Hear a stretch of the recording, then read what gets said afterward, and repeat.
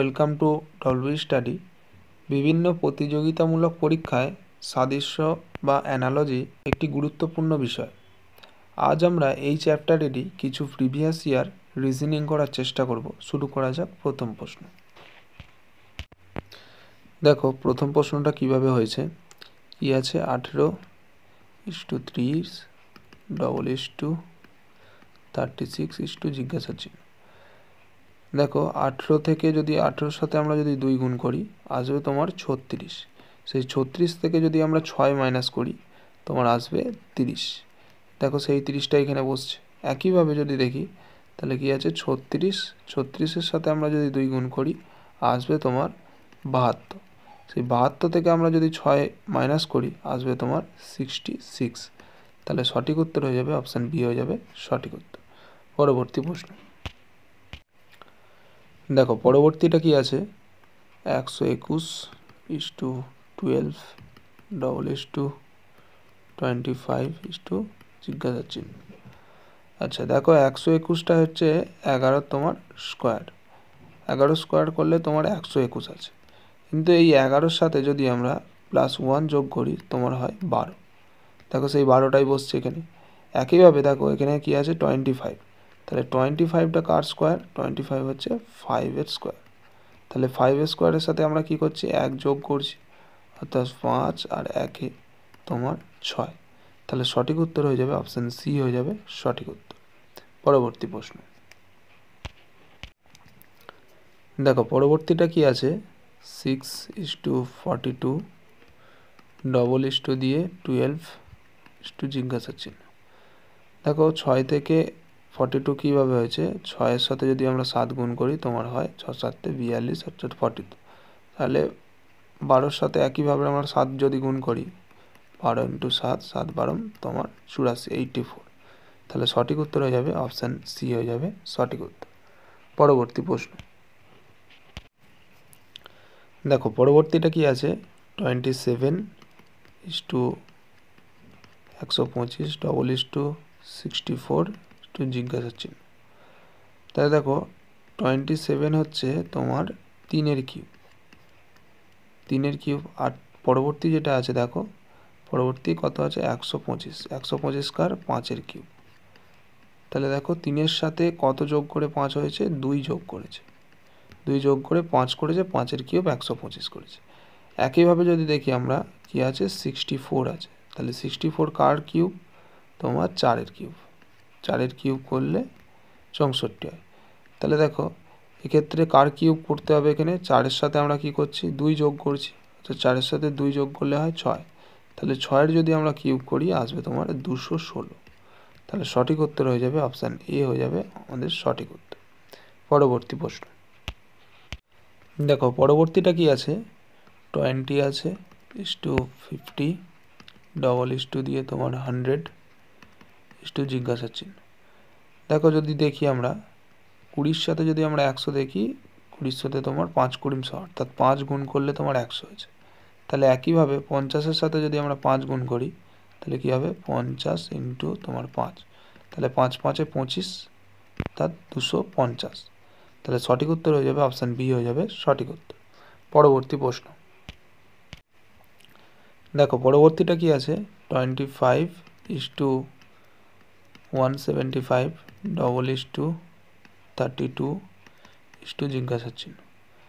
দেখো এটা যদি করি আমরা 25টা হচ্ছে 25-এর সাথে যদি আমরা 7 গুণ করি তোমার 175। আর 32-এর সাথে যদি আমরা 7 গুণ করি দেখো 7 যদি গুণ করি 7 2 তোমার 14 4 হাতে 1 3 7 21 আর 22 224। কিন্তু এক্ষেত্রে নেই, তাহলে আমরা অন্য লজিক লাগাবো, অর্থাৎ 175 হচ্ছে 25 দ্বারা বিভাজ্য। তাহলে এই অপশানের মধ্যে এমন একটা সংখ্যা যেটা 32 দ্বারা বিভাজ্য হবে। দেখো যদি আমরা দেখি 32-এর সাথে যদি আমরা 5 গুণ করি 5 2 10 0 হাতে 1 3 5 15 1 16 160। দেখো অপশানে 160 আছে, বাকি যে অপশানগুলো আছে সেইগুলো 32 দ্বারা বিভাজ্য নয়। তাহলে সঠিক উত্তর হয়ে যাবে অপশান ডি হয়ে যাবে সঠিক উত্তর। পরবর্তী প্রশ্ন। দেখো পরবর্তীটা কি আছে 525:25 32 315 ইস্টু জিজ্ঞাসা চিহ্ন। আচ্ছা, যদি দেখো 525কে তোমার যদি আমরা 21 দিয়ে ডিভাইড করি, 21 দিয়ে যদি কাটাকাটি করি আসবে তোমার 25। সেই 25টা এখানে বসছে। তাহলে একইভাবে দেখো 315কে আমরা যদি 21 দিয়ে ডিভাইড করি তোমার আসবে তোমার 21 একে 21, 5 একের সময় 105, আচ্ছা 15। তাহলে সঠিক উত্তর হয়ে যাবে অপশান বি, হয়ে যাবে সঠিক উত্তর। পরবর্তী প্রশ্ন দেখো, পরবর্তীটা কি আছে, 42 আছে ইস্টু 20 ডবল ইস্টু 64 ইস্টু জিজ্ঞাসা চিহ্ন। দেখো 42 আছে, 42কে যদি আমরা 2 দিয়ে ডিভাইড করি তোমার আসবে হচ্ছে 21। সেই 21কে যদি আমরা 1 দিয়ে মাইনাস করি তোমার আসবে 20। দেখো সেই 20টা এখানে বসছে। একইভাবে কি আছে তাহলে 64 আছে, 64কে যদি আমরা 2 দিয়ে ডিভাইড করি তোমার আসবে 32। সেই 32 থেকে যদি আমরা 1 মাইনাস করি তোমার 31। তাহলে সঠিক উত্তর হয়ে যাবে অপশান এ, হয়ে যাবে সঠিক উত্তর।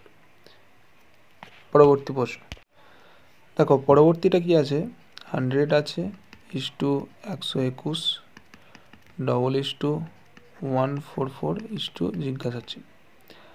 আচ্ছা 100টা তাহলে দেখো 100 যেটা আছে সেটা হচ্ছে তোমার 10 স্কোয়ার। একইভাবে তাহলে পরবর্তী সংখ্যা অর্থাৎ 121টা যেটা আছে দেখো এটা হচ্ছে 11 স্কোয়ার, অর্থাৎ পরবর্তী সংখ্যা 1 প্লাস হয়েছে, 10-এর পর 1 প্লাস 11, 11 স্কোয়ার 121। একইভাবে তাহলে দেখো 144 আছে, 144টা কার স্কোয়ার, 12 স্কোয়ার।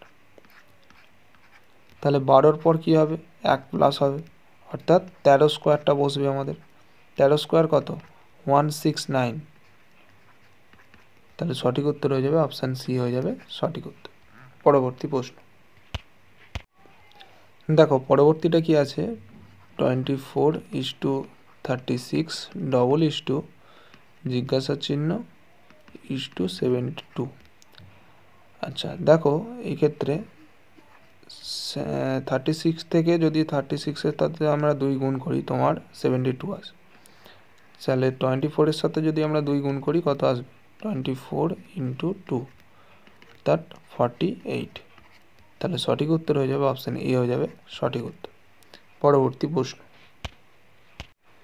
দেখো, পরবর্তী রিজনিংটা যদি আমরা করি ঠিক আছে, 5 ইস্টু 124 ডবল ইস্টু 7 ইস্টু জিজ্ঞাসা চিহ্ন। তাহলে দেখো এক্ষেত্রে আমাদের কি করেছে, 5-এর যদি আমরা কিউব করি তোমার 125 হয়। সেই 125 থেকে যদি আমরা 1 মাইনাস করি তোমার 124 হয়, সেইটাই বসেছে এই ক্ষেত্রে। তাহলে একইভাবে যদি দেখি আমরা পরেরটা, 7-এর কিউব করলে কত হয়, 7-এর কিউব আমরা জানি 343, সরি 343। সেই 343 থেকে যদি আমরা 1 মাইনাস করি আসবে 342। তাহলে সঠিক উত্তর হয়ে যাবে অপশান সি, হয়ে যাবে সঠিক উত্তর। পরবর্তী প্রশ্ন দেখো, পরবর্তীটা কি আছে, 8 ইস্টু 32 ডবল ইস্টু 6 ইস্টু জিজ্ঞাসা চিহ্ন। তাহলে দেখো 8-এর সাথে কি করেছে, 4 যদি গুণ করেছে তাহলে 4 8 32। তাহলে এক্ষেত্রে কি হবে, 6-এর সাথে যদি আমরা 4 গুণ করি 4 6 তোমার 24। তাহলে সঠিক উত্তর হয়ে যাবে অপশান ডি, হয়ে যাবে সঠিক উত্তর। পরবর্তী প্রশ্ন দেখো, পরবর্তীটা কিভাবে হয়েছে, কি আছে 850 ইস্টু 863 ডবল ইস্টু দিয়ে তোমার 430 আছে জিজ্ঞাসা চিহ্ন। তাহলে দেখো এখানে কি করেছে যে 850 থেকে 863 কীভাবে হয়েছে, 850 তো লিখলো প্লাস তোমার যে এই সংখ্যা 3টে ডিজিট আছে সেগুলোকে যোগ করেছে, অর্থাৎ 8 প্লাস 5 প্লাস 0। তাহলে এটা করলে দেখো কত আসছে, এটা করলে তোমার 850 প্লাস তোমার 8 আর 5-এ তোমার 13 করলে তোমার আসবে তোমার 863, সেইটাই বসেছে। একই ক্ষেত্রে যদি আমরা দেখি কি আছে, 430 আছে। তাহলে 430-এর সাথে কি করব, সেই সংখ্যার ডিজিটগুলো যোগ করব, অর্থাৎ 4 প্লাস 3 প্লাস 0 যদি করি দেখো 430 আর প্লাস 4 আর 3 7, তাহলে কত হবে 437। তাহলে সঠিক উত্তর হয়ে যাবে অপশান এ হয়ে যাবে সঠিক উত্তর। পরবর্তী প্রশ্ন দেখো, পরবর্তীটা কি আছে, 50 আছে, ইস্টু 65 আছে, ডবল ইস্টু 122 আছে, ইস্টু জিজ্ঞাসা চিহ্ন। দেখো 50টা কীভাবে হয়েছে আমরা দেখি 7-এর যদি আমরা স্কোয়ার করি, 7 7 তোমার 49, সেই 49-এর সাথে 1 যোগ করলে হয় তোমার 50।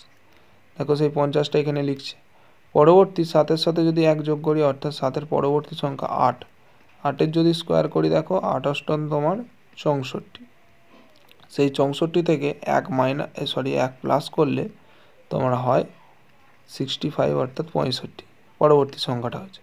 তাহলে এক্ষেত্রে আমরা দেখে নেব কী আছে যে 122, অর্থাৎ আমরা যদি দেখি 11-র যদি আমরা স্কোয়ার করি, 11 স্কোয়ার করলে 121, সেই 121 থেকে যদি আমরা 1 প্লাস করি তোমার 122 হয়, সেই 122টা এখানে বসেছে। তাহলে পরবর্তী 11 পরবর্তী সংখ্যা কি, 11 পরবর্তী সংখ্যা 12, তাহলে 12-র যদি আমরা স্কোয়ার করি কি হবে 144 আর প্লাস 1 অর্থাৎ 145, তাহলে সঠিক উত্তর হয়ে যাবে অপশান বি হয়ে যাবে সঠিক উত্তর।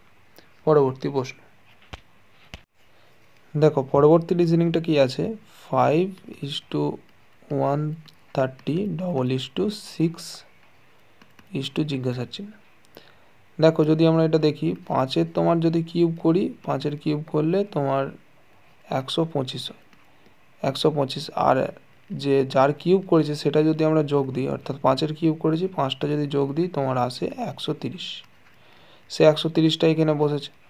একইভাবে যদি পরেরটা দেখি যে কি করেছে 6-এর কিউব, 6-এর কিউব করলে কত হয় 216 হয়, আর যেটার কিউব করেছে সেটা আমরা যোগ দেবো অর্থাৎ 6 যোগ দেবো, 6 যোগ দিলে কত হয় 222, সঠিক উত্তর হয়ে যাবে অপশান সি হয়ে যাবে সঠিক উত্তর। পরবর্তী প্রশ্ন